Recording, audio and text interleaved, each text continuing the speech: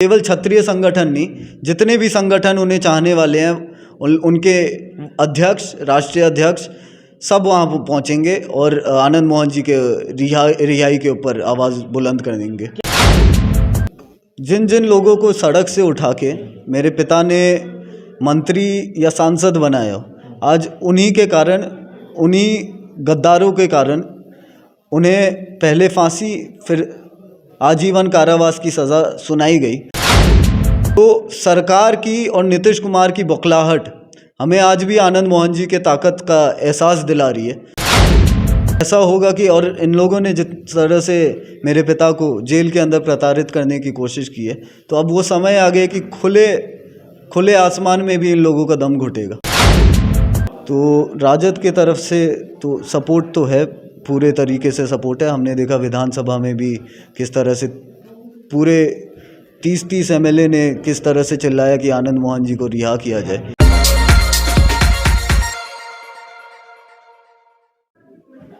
नमस्कार, आप देख रहे हैं दी बॉस न्यूज़ और मैं हूं सरफराज आलम। जेल में बंद पूर्व सांसद आनंद मोहन की रिहाई को लेकर अब सियासत जो है वो तेज हो चुकी है और उनकी रिहाई की मांग लगातार उनके चाहने वाले कर रहे हैं। इसी कड़ी में 29 जनवरी को पटना में सिंह गर्जना रैली जो है वो होने जा रही है और उसको लेकर तैयारियां जो है वो पूरी तरह से जोर शोर से चल रही है। इस वक्त हमारे साथ इसी मुद्दे पर खास बातचीत के लिए पूर्व सांसद आनंद मोहन के पुत्र अंशुमन आनंद जी है।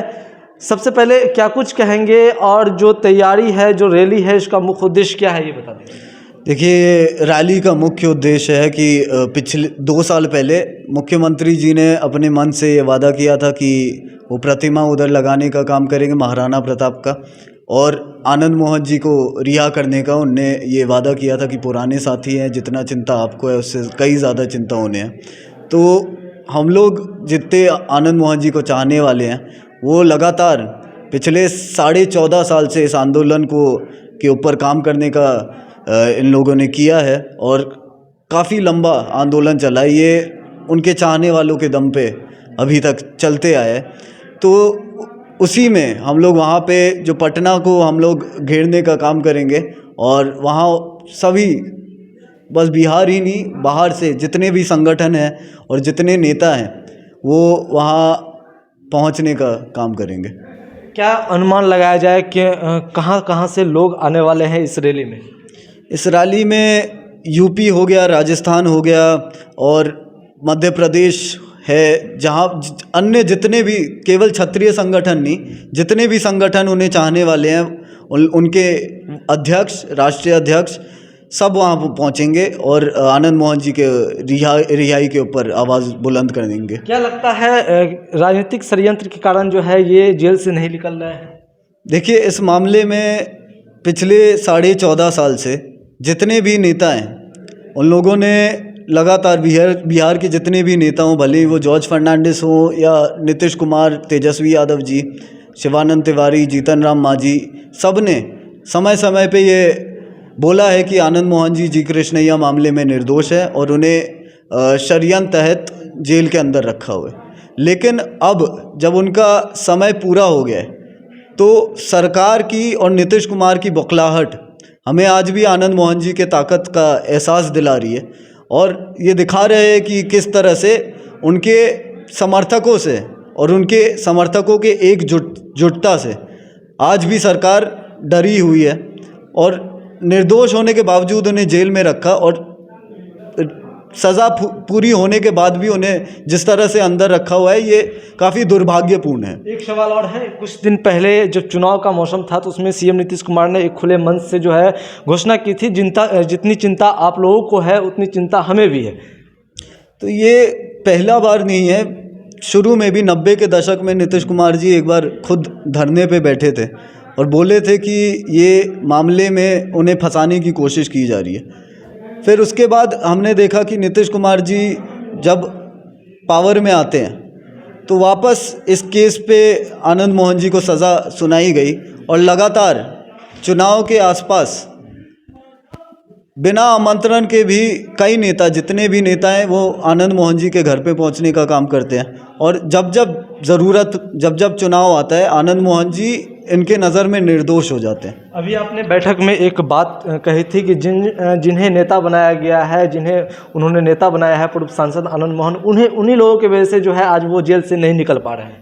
हाँ, जिन जिन लोगों को सड़क से उठा के मेरे पिता ने मंत्री या सांसद बनाया, आज उन्हीं के कारण, उन्हीं गद्दारों के कारण उन्हें पहले फांसी, फिर आजीवन कारावास की सज़ा सुनाई गई। तो अब समय आ गया है, लोग बेवकूफ़ नहीं है, लोग समझ गए कि इन्हीं लोगों के कारण ये पूरा जिस तरह से ये पूरा संघर्ष हुआ है, वो उन्हीं लोगों के कारण है। तो इन लोगों को भी समय के साथ हमारे समर्थक जवाब देने का काम करेंगे। आरजेडी से आपके भाई विधायक है, और आरजेडी से क्या सपोर्ट मिल रहा है इस सभी गतिविधियों पर? राजद ने तो अभी जैसे जिस तरह से लोगों ने देखा कि विधानसभा में भी आवाज़ उठाने का काम किया, और उसके बाद भी तेजस्वी यादव जी ने मैंने देखा कि प्रेस कॉन्फ्रेंस रख के वो बोल रहे हैं कि उन्हें फंसाने का काम किया गया है, और नीतीश जी का रवैया इसमें ठीक नहीं लग रहा है। तो राजद के तरफ से तो सपोर्ट तो है, पूरे तरीके से सपोर्ट है। हमने देखा विधानसभा में भी किस तरह से पूरे 30 एमएलए ने किस तरह से चिल्लाया कि आनंद मोहन जी को रिहा किया जाए, और विपक्ष के तरफ से भी कुछ उनके समर्थकों, उनके चाहने वाले नेताओं ने आवाज़ बुलंद की है। क्या लगता है इस रैली से सरकार तक क्या आँख खुलेगी? इस रैली से, इस रैली से ये इतने समय का एक बार हम लोग आखिरी बार पूरा ताकत झोंकने का काम करेंगे, तो जाहिर सी बात है कि होगा इस बार। बहुत सारा वर्ष हो चुका है, जेल में बंद है, और ऐसे में निकाल देना चाहिए। कोविड के कारण भी प्रस्ताव गया था इनका। ये इतने समय से जो 14 साल से जो लोगों के बीच में आक्रोश है, अब ऐसा होगा कि, और इन लोगों ने जिस तरह से मेरे पिता को जेल के अंदर प्रताड़ित करने की कोशिश की है, तो अब वो समय आ गया कि खुले आसमान में भी इन लोगों का दम घुटेगा।